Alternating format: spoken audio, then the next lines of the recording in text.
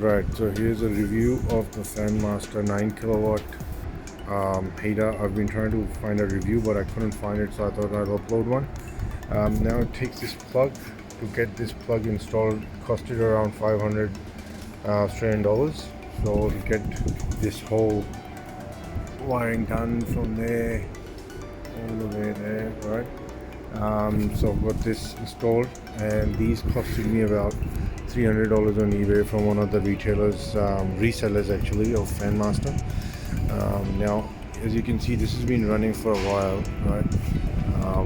The coil doesn't get red hot, and I can stand here. It's on full setting. I can stand here, and like I'd say it's underwhelming, to be honest. The heat's not as good as I thought, and the coil doesn't get red hot, and the fan's also not blowing very strongly.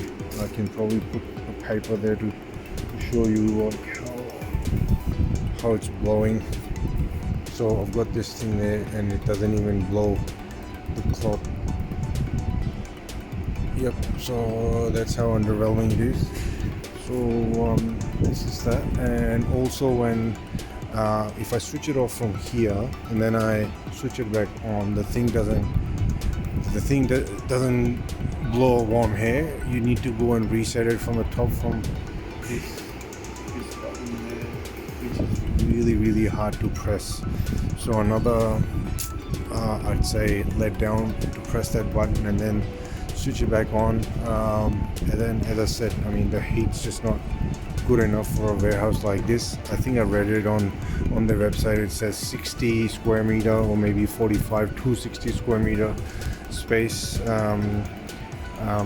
for this heater. But yeah, it's definitely, I've got these two running at the moment in the warehouse, in a 200 square meter warehouse, but it's definitely not enough.